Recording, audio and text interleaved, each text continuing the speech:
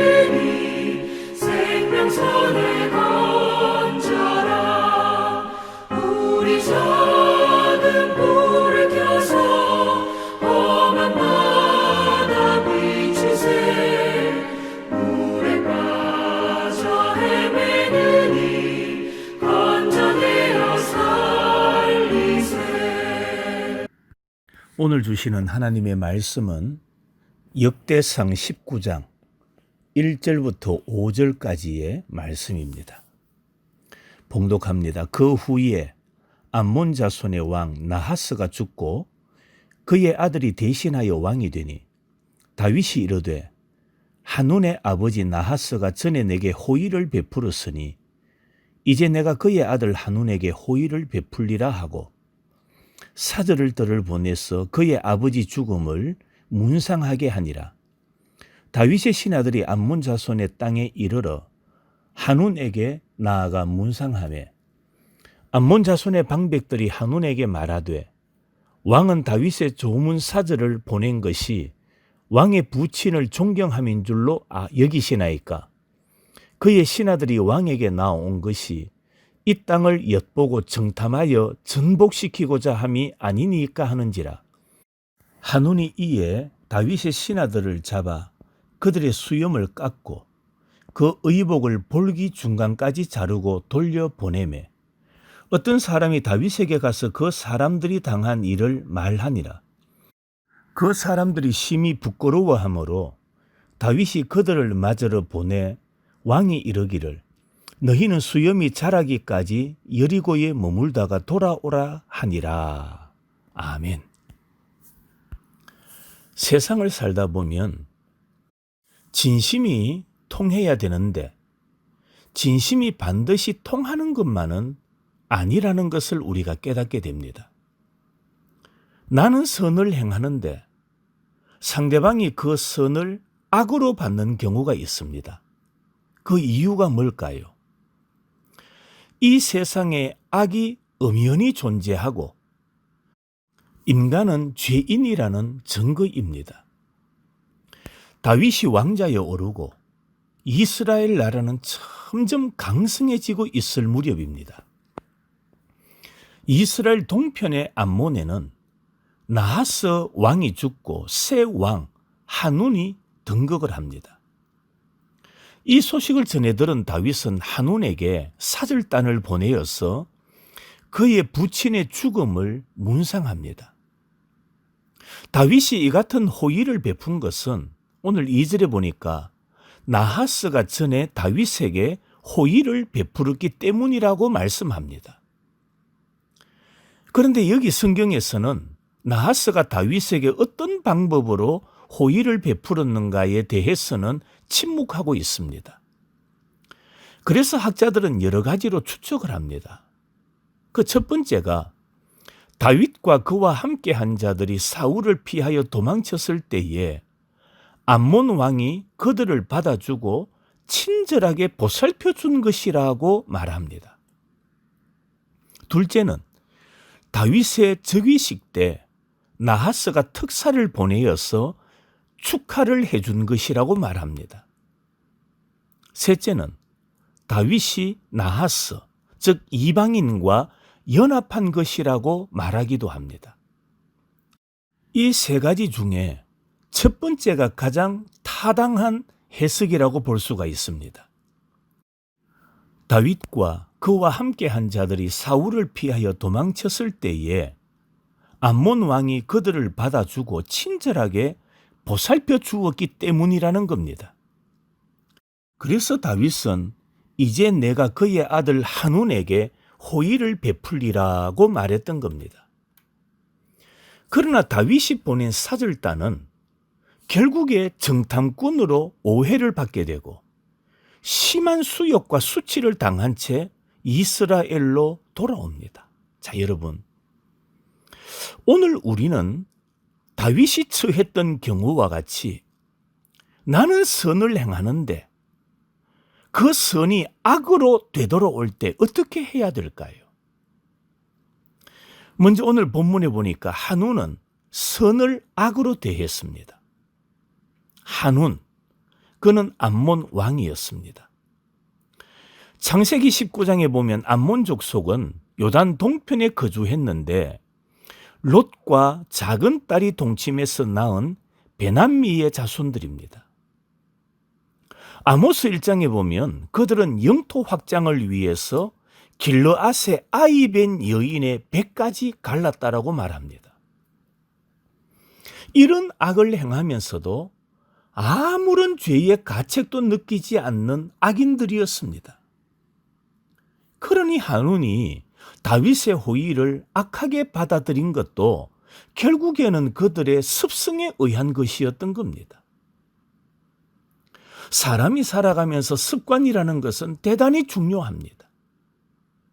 우리는 긍정적으로 바라보는 습관을 가져야 됩니다.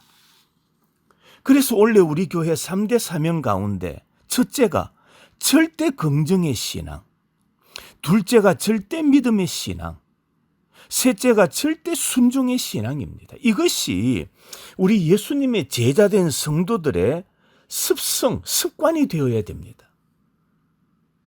그리고 다윗이 보낸 사절단을 정탐꾼이라고 생각한 것은 암몬 자손 스스로가 이미 다윗을 불신하고 있었고 이스라엘을 위협적인 존재로 보고 있다는 증거이지 않습니까? 그렇습니다. 악인은 이웃의 선을 받아들이지 못하고 자신의 악한 방식을 좇아서 무엇이든지 악한 것으로 오해하고 스스로 불안해합니다. 암몬의 오해와 무모한 행동은 결국에 이스라엘과 암몬 사이에 전쟁으로 번졌고 암몬은 큰 화를 당합니다. 그들은 다윗이 보낸 사신을 모욕했습니다.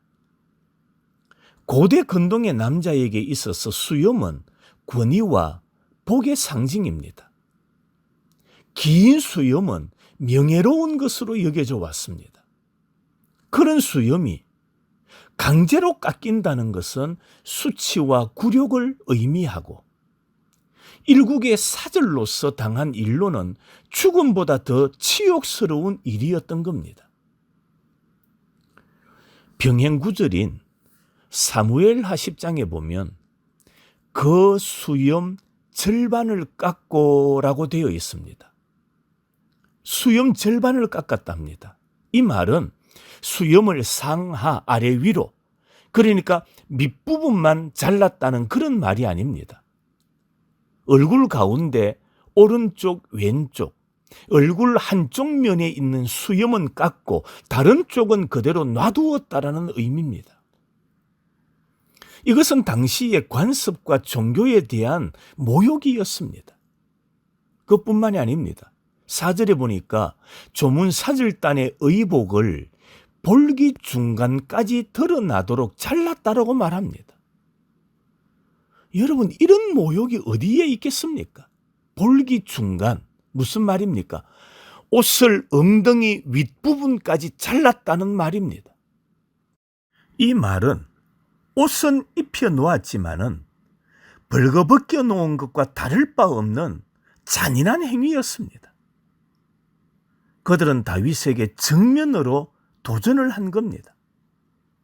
한온이 다윗의 호의를 이같이 악하게 받아들이고 그 사신들을 괴롭힌 것은 결국에 그 사신을 보낸 다윗을 향한 모욕이며 다윗에게 도전하는 선전포고와 같은 겁니다.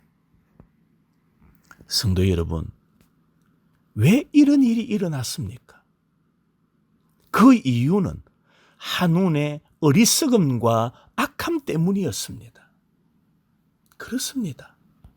우리도 어리석으면, 우리도 악하면 한온과 같이 선을 악으로 대하게 되어 있습니다. 나는 아니라고 말할 수가 없습니다.